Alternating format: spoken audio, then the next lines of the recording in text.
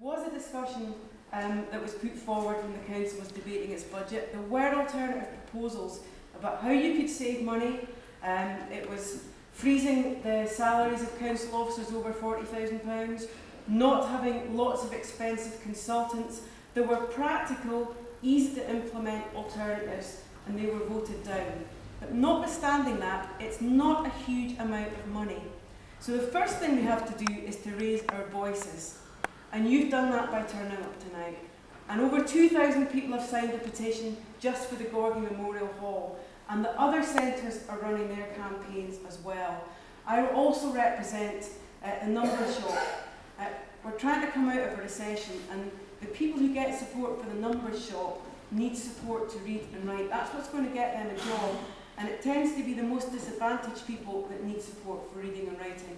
And the common theme about all of these community centres is that the council thinks it's a soft touch.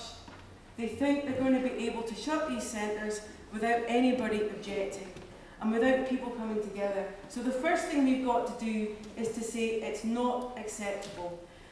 And the fact that we've got so many people here tonight, we need to use that citizen power. We need to use the fact that people are objecting to other community centres being closed as well. So we need to get that voice strongly represented. So we need to use our support tonight. I think James is absolutely right to be positive and to be hopeful. This is not a campaign that is lost before we started. We won this campaign 2 years ago for the Gorgie Memorial Hall. And we won it because we have a good case. All of you have said why we need to keep this hall open. It's the heart and soul of the community. It provides a facility that can't be provided anywhere else. I've been down to Tynecastle High School. It is a magnificent new school. The last one signed off by the old Labour Council before the elections.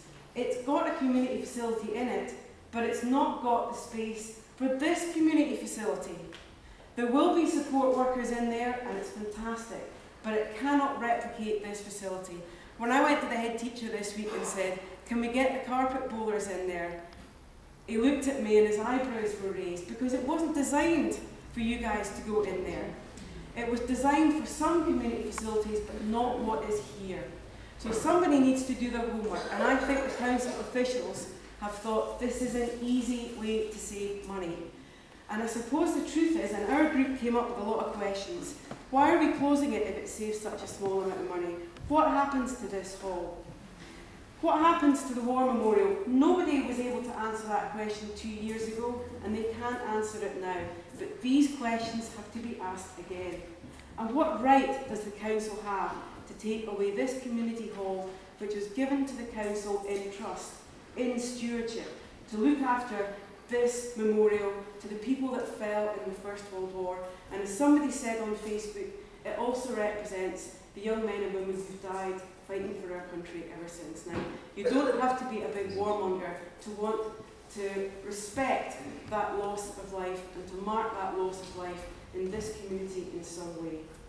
And where are the 8,000 visitors who come here year in, year out? Where are they going to go? The toddlers groups, the pensioners groups, nobody's got an alternative facility for them lined up. So we've got to campaign for them. And I agree with the people that say we've got to stand beside the other facilities. Why so many in this part of the city? I mean, I feel people are being targeted. We've already lost a couple of Gorgie facilities. Donald said that at the start. We've managed to save the McLeod Centre for next year, and we've managed to save the Gorgie City Farm for next year. But every year we have to fight for these facilities. So what do we need to do? Well, James has done a fantastic job getting us here tonight, and he's managed to do it in a way that is really interesting.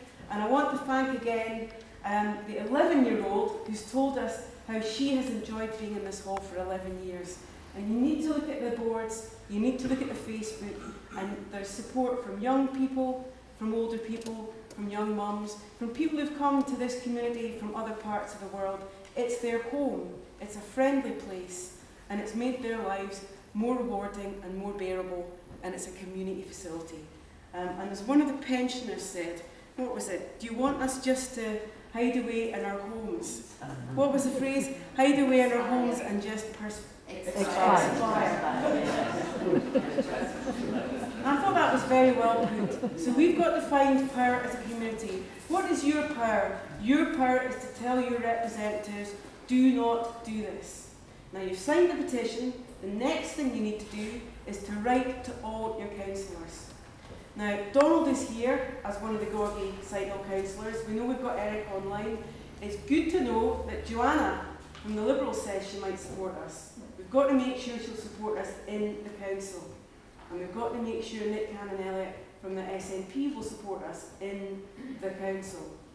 So you need to ask them to sign up to this campaign, and not just to be nice to you and say, yes, I agree, you've got a good case. They've actually got to say, I will support you when this comes to the council, as it will, because we will make sure this gets to the council in May.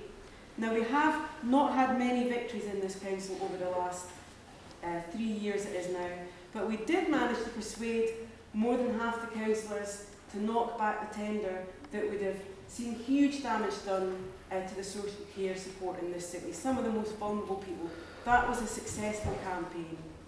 When we went to the council, we had a fantastic lobby. So let's look at this as a campaign. How can you get councillors to support this? And if you don't live in Gorgie, but you're here to support us tonight, that's fantastic. Write to your local councillors and ask them to support us. Because of the way the PR system works now, there are members of the opposition and there are members of the SNP Lib Dem group in every part of this area. So let's write to those councillors, let's lobby them, let's demand support. And let's not miss the target. Let's demand that they turn up to the council and support us.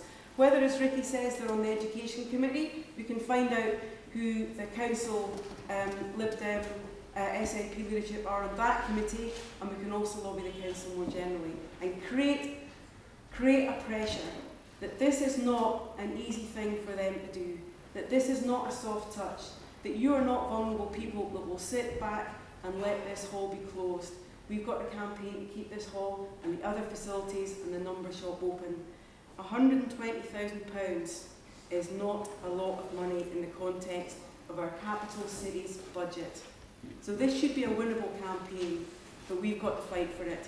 So a big thank you to James and his team for running this campaign and not letting this hall go without a campaign. And a big thank you for turning up tonight. But the next thing is to keep the campaign going. I know that the halls committee will keep going and we'll discuss more tactics, but to every single person in this hall, who are your local councillors? Do you know their names? Do you know which parties they represent, and have you written a letter to them yet? Our petition is fantastic. We had a stall the other week and not one person refused to sign the petition. It was a Labour Party stall, but they accepted it's a cross-party community campaign. So we've got support in the community, but we need to make sure the councillors know that, and to know that they cannot close this hall and the other halls are up for closure. So let's use our power as citizens. Let's use the pen. Let's use the computer.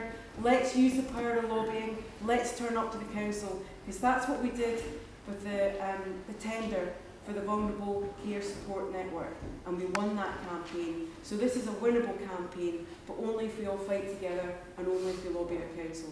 So thanks for turning up tonight, but this is not the end of the campaign. Your job now is to write those letters yourselves and get your neighbours to write those letters. And if you haven't got a copy of the petition to take round your neighbours, get one tonight and get them to support the campaign. So thanks for turning up. Thanks to the poetry reading, which was inspirational. Thanks to all of you who've written on Facebook. If any of you are on Facebook, put it on your Facebook page and get your friends to sign up to it and get people to sign up to the petition. Don't let this hall go without a big campaign, because this is a winnable campaign, but only if we put our heart and our soul and our energies into it. Thanks very much.